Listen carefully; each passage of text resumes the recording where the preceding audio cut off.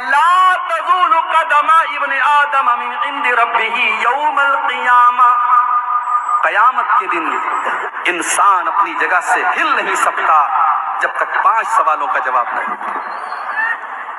5 سوالوں کا جواب دیے بغیر رحیمی صاحب بھی ٹل نہیں پائیں گے، عبدالغفار صاحب بھی ٹل نہیں پائیں گے، منور حسین صاحب بھی ٹل نہیں پائیں گے، بھرسیا کا ایک معمولی آدمی بھی ٹل نہیں پائے گا، پڑھا لکھا بھی نہیں ٹلے گا، ان پڑھ بھی نہیں ٹلے گا، امیر بھی نہیں ٹلے گا، غریب بھی نہیں ٹلے گا۔ لا تزول قدم ابن آدم من عند ربه یوم القیامہ، آدم کے ہر بیٹے کو جواب دینا پڑے گا 5 سوالوں کا۔ پہلا سوال، ان عمره فیما افناہ، میرے بندے تو نے اپنی زندگی کو کہاں گزارا؟ 60 سال کی زندگی ملی تھی، 70 سال کی زندگی ملی تھی، تو نے تو اپنے آپ، تو تو پیدا نہیں ہو گیا، تجھے اللہ نے پیدا کیا۔ اللہ چاہتا تجھے ماں کے پیٹ میں ختم کر دیتا، تو کیا کر سکتا تھا؟ تجھے اللہ نے صحیح سلامت پیدا کیا، تیرے دونوں کان برابر بنائے، تیری ناک صحیح بنائی، تیرا چہرہ خوبصورت بنایا، تیرے بال اچھے بنائے، تجھے انسان بنایا، تجھے پھر زندگی دی، بچپن دیا، جوانی دی، بڑھاپا دیا۔ ان عمرہ فیما افناہ، پہلا سوال، تو نے اپنی زندگی کو کہاں گزارا؟ دوسرا سوال، وعن شبابہ فیما ابلاہ، میرے بندے تو نے اپنی جوانی کے دور کو کہاں گزارا؟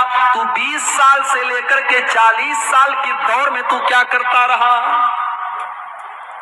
شراب پیتا رہا، زنا کرتا رہا، کالی پوجا کے ڈانس میں جا کر کے ڈانس دیکھتا رہا، کیا کرتا رہا تو؟ پوچھے گا اللہ، بتا تو نے اپنی جوانی کو کہاں گزارا؟ وعن شبابہ فیما ابلاہ، تو نے اپنی جوانی کو کہاں گزارا؟ بڑے پکے اہل حدیث ہیں، کیا مجال کے نماز میں سینے پر ہاتھ نہ باندھے؟ کیا مجال کی آمین کی آواز تھوڑی آہستہ سے آ جائے؟ کیا مجال کی نماز کی کوئی سنت چھوٹ جائے؟ او لوگوں، تم نے اہل حدیث کا مطلب ہی نہیں سمجھا۔ اہل حدیث صرف نماز میں سینے پر ہاتھ باندھنے والے کو نہیں کہتے، اہل حدیث صرف زور سے آمین کہنے والے کو نہیں کہتے، اہل حدیث تو اس کو کہتے ہیں جس کا اوڑھنا، جس کا بچھونا، جس کا چلنا، جس کا پھرنا، جس کی زندگی حدیث کے مطابق ہو جائے، سنت کے مطابق ہو جائے۔ آج شراب کے اڈوں پر تم نظر آ رہے ہو اور اپنے آپ کو اہل حدیث کہتے ہو، شرم آنی چاہیے۔ تم نے اپنی جوانی کو کہاں گزارا؟ وعن شبابہ فیما ابلاہ، تو اپنی جوانی کا حساب دے میرے بندے، تو نے اپنی جوانی کو کہاں گزارا؟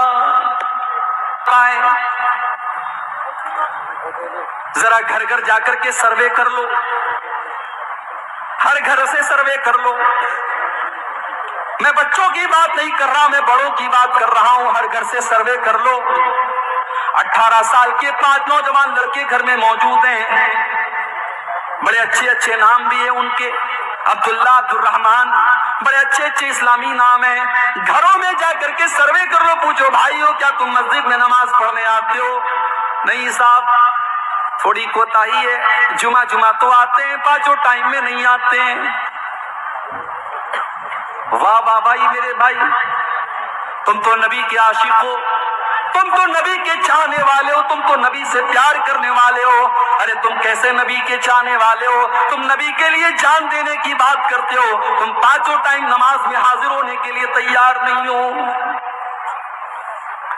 جس نبی سے تم پیار کا دعویٰ کرتے ہو، اس نبی کو تو نماز سے اتنی محبت ہے، اتنی محبت ہے، اتنی محبت ہے کہ اپنے آخری ٹائم بھی وہ نبی نماز کو نہیں بھولے۔ جب آپ کی زبان سے الفاظ نہیں نکل رہے تھے، آپ کی زبان کانپ رہی تھی اور آپ کی زبان سے الفاظ نہیں نکل رہے تھے، ام حبیبہ کہتی ہیں میں نے کان لگا کے سنا کہ دیکھو اللہ کے پیارے نبی کیا کہہ رہے ہیں۔ تو اللہ کے نبی کہہ رہے تھے الصلاۃ الصلاۃ وما ملکت ایمانکم، او میری امت کے لوگوں، تم نماز کی پابندی کرنا، تم نماز کا خیال کرنا، تم نماز کو مت چھوڑنا،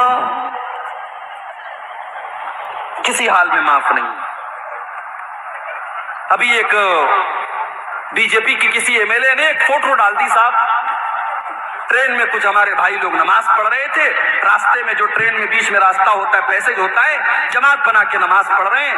बीजेपी के एमएलए ने फोटो डाल दिया कि साहब ये क्या हो रहा है। लोग रास्ते जाम करके अपने अपने मजहब के काम करें तो कोई हर्ज की बात नहीं है। मुसलमान अगर नमाज पढ़ दे तो बहुत बड़ी तकलीफ की बात होगी। उसको ट्विटर पे डाल दिया गया, उसको सोशल मीडिया पे डाल दिया गया। मगर हाँ, यहाँ थोड़ी सी गलती हमारी भी है। कोई जरूरी नहीं है कि आप ट्रेन में भी जमात बना के नमाज पढ़ें। आप ट्रेन पर अपनी सीट पर बैठे हैं, ला युकल्लिफुल्लाहु नफ्सन इल्ला वुसअहा, अल्लाह किसी पर उसकी ताकत से ज्यादा बोझ नहीं डालता। आप अपनी सीट पर बैठिए, और अगर आप खड़े होकर के नहीं पढ़ सकते, आप बैठ करके नमाज पढ़िए, कोई मसले की बात नहीं। अब वहां रास्ते में पैसेज में आप जमात बना के नमाज पढ़ेंगे तो जाहिर है इस्लाम तो वो दीन है जो रास्ते में किसी को तकलीफ देने की इजाजत नहीं देता। वो काम गलत है, मगर इंटेंशन उस बीजेपी के एमएलए ने जब उसको फेसबुक के ऊपर या ट्विटर के ऊपर डाला तो उसका इंटेंशन गलत था। उस इंटेंशन पर मैं तनकीद कर रहा हूं, लेकिन वहां थोड़ी सी गलती हमारी भी थी। हमें और आपको नमाज तो बहरहाल ट्रेन में हो और हम सफर में हो तब भी हमको पढ़ना है। बनारस से 700 किलोमीटर दूर में कटिहार आया, स्टेट बदल गया, मोबाइल रोमिंग में आ गया, उर्दू से बंगला जुबान के बेल्ट में आ गया, लैंग्वेज बदल गई, इलाका बदल गया, स्टेट बदल गया, लेकिन नमाज नहीं बदली। हय्या अला सलाह की आवाज यहां भी आ रही है, और नमाज का टाइम हुआ तो अब्दुल गफ्फार साहब ये कह करके नहीं बच पाएंगे, हम तो अलग एक स्टेट में आए हैं, यहाँ पर हम नमाज क्यों पढ़े। अल्लाह की तरफ से, अल्लाह के कलाम की तरफ से आवाज आएगी, इन्नस सलात कानत अलल मुमिनीन किताबम मौकूता।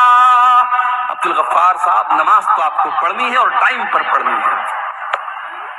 ठीक है, आप सफर में हैं, 4 रकात वाली नमाज आप 2 रकात पढ़ लीजिए, ज़ोहर की नमाज आप 2 रकात पढ़ लीजिए, असर की नमाज आप 2 रकात पढ़ लीजिए, इशा की आप 2 रकात पढ़ लीजिए, और फजर की कितनी पढ़ेंगे?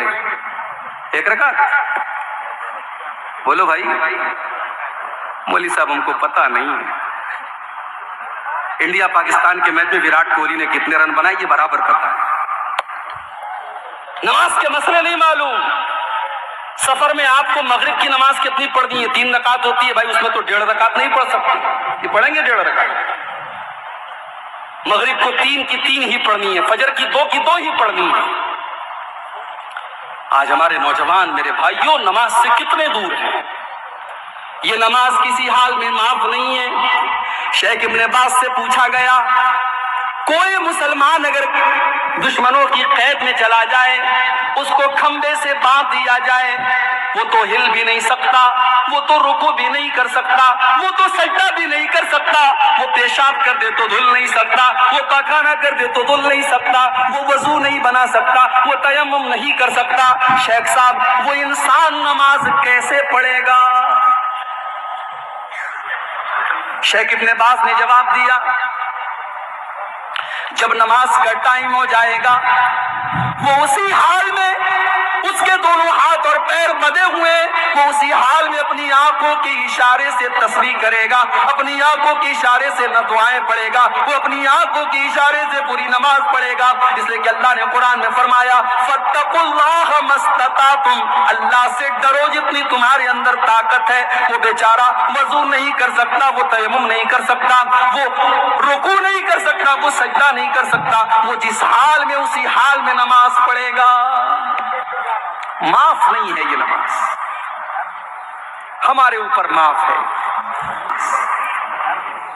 हमारे ऊपर माफ है। हमारी दुकान है मार्केट में, बगल में मस्जिद है, अजान की आवाज आ रही है, हम दुकान छोड़ करके नमाज पढ़ने के लिए तैयार नहीं।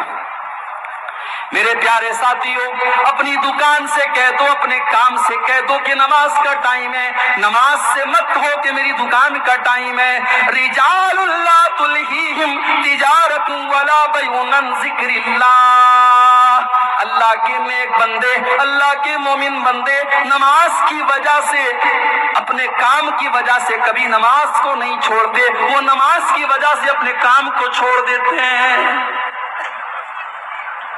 अल्लाह के प्यारे नबी कभी बददुआ नहीं करते थे, آپ نے دشمنوں کے لیے بھی بددعا نہیں کی، مگر جب آپ کی زندگی میں ایک مرتبہ ایسا ہوا کہ آپ کی عصر کی نماز قضا ہو گئی، جنگ خندق کا موقع تھا، دشمنوں سے لڑائی چل رہی تھی، عصر کا ٹائم ہو گیا، لڑائی کنٹینیو ہے، لڑائی چل رہی ہے، مغرب کا ٹائم ہو گیا، سورج غروب ہو گیا اور اللہ کے پیارے نبی کی عصر کی نماز قضا ہو گئی۔ آپ نے بددعا دیتے ہوئے فرمایا ملأ اللہ بیوتہم وقبورہم نارا شغلونا عن الصلاۃ الوسطی، اللہ تعالیٰ ان کے گھروں کو جہنم کی آگ سے بھر دے، ان کی وجہ سے ہماری عصر کی نماز قضا ہو گئی۔ اتنی محبت تھی اللہ کے نبی کو نماز۔ سوموار کے دن آپ کا انتقال ہوا، آخری نماز آپ نے فجر کی دیکھی، فجر کی نماز کا ٹائم ہے، ابو بکر صدیق نماز پڑھا رہے ہیں، صحابہ پیچھے نماز پڑھ رہے ہیں، اللہ کے پیارے نبی کی طبیعت کچھ بہتر محسوس ہوئی، آپ کھڑے ہوئے، حجرہ عائشہ کا پردہ ہٹایا، سامنے صفیں لگی ہوئی ہیں، صحابہ نماز پڑھ رہے ہیں، نبی اکرم نے اپنے صحابہ کو نماز پڑھتے ہوئے دیکھا، آپ کے چہرے پر مسکراہٹ آ گئی، آپ ہنسنے لگے، مسکرانے لگے، آپ کے دل کو سکون پہنچا، میری امت میرے بعد بھی نماز پڑھے گی، میری امت کے لوگ میرے بعد بھی نماز کو قائم رکھیں گے، میرے مشن کو قائم رکھیں گے، میرے کام کو جاری رکھیں گے، نماز بند نہیں ہوگی۔ آپ کے چہرے پر مسکراہٹ پھیل گئی۔ صحابہ کرام نماز پڑھ رہے ہیں، اچھا جس سے محبت ہوتی ہے نا، اس کی موجودگی کا احساس وہ کر لیتا ہے۔ صحابہ نے نماز کی حالت میں محسوس کر لیا کہ اللہ کے نبی اپنے حجرے کے دروازے تک آئے۔ صحابہ کہتے ہیں کہ ہمیں ڈر محسوس ہوا